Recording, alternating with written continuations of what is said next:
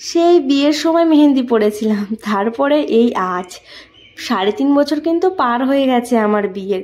মেহেন্দি পড়তে ভালোই বাসতাম, কিন্তু প্র্যাকটিসের অভাবে এইরকম হয়েছে আজকের ডিজাইন। কেমন লাগলো জানাবে কিন্তু। হ্যালো বন্ধুরা, গুড মর্নিং। তোমরা সকলে কেমন আছো? আশা করছি সকলে ভীষণই ভালো আছো, আর আমরাও আছি বেশ ভালো। আজকে হচ্ছে আমার 16 সোমবার ব্রতের একেবারে লাস্ট দিন, মানে আজকে 16 দিন। তো সেজন্য ভেবেছি একটুখানি মন্দিরে যাব, সেজন্য রেডি হয়ে গেছি।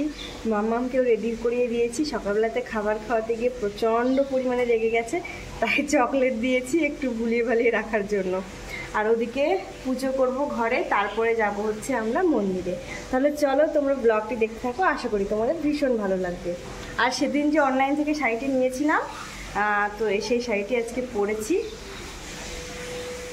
যখন আমি 16 সোমবার ব্রত শুরু করেছিলাম আমার ভীষণ ভয় লাগছিল।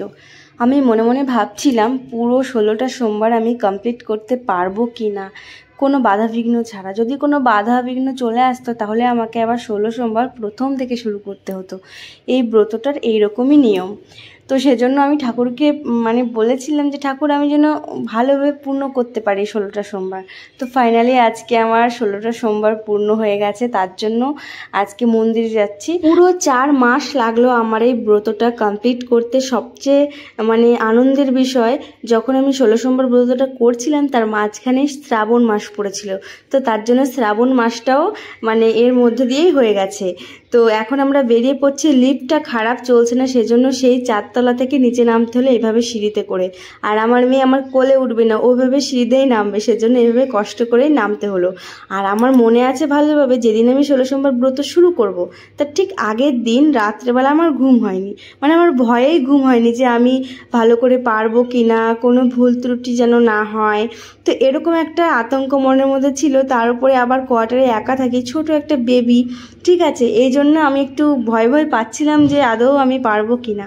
তো ফাইনালি ভগবান আমার সাথ দিয়েছে, তাই আমি আজকে কমপ্লিট করতে পেরেছি। তো মন্দিরে চলে এসেছি, এসে দেখছি যে একটু আগেই এই মন্দিরের নিচটা ফ্লোরটা ধুয়ে দেওয়া হয়েছে, সেজন্য নিচে না একটু জল জল ভাব, সেজন্য আমি ভালো করে বসতেও পারছি না। আর একটা ভালো দিক দেখলাম, এই মন্দিরেই না জল ঢালার জন্য বালতি, ঘট, কলসি এসব আছে, বাইরে থেকে আনতে হয় না।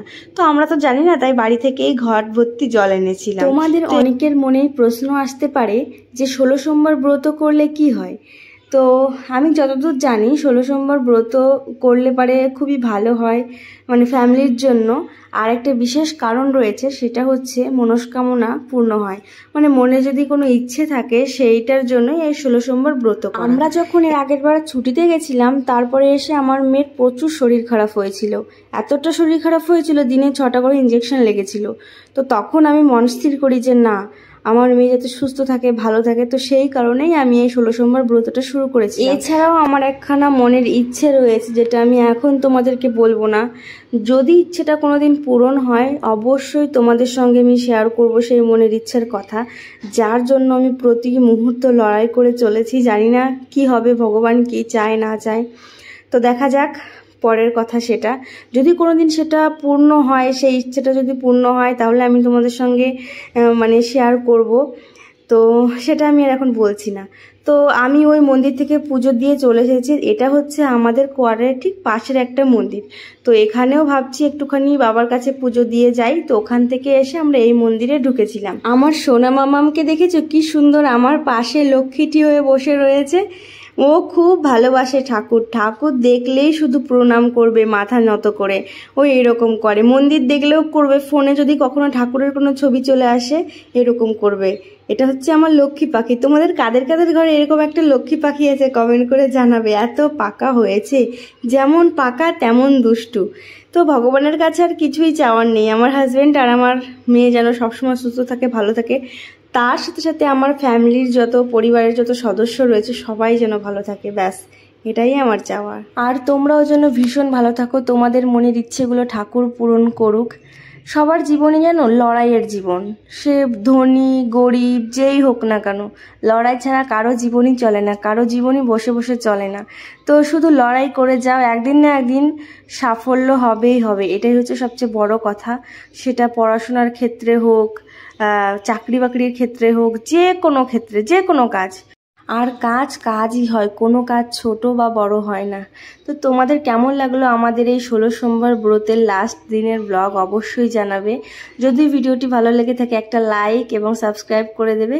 তাহলে চলো আজকের মতন টাটা, বাই।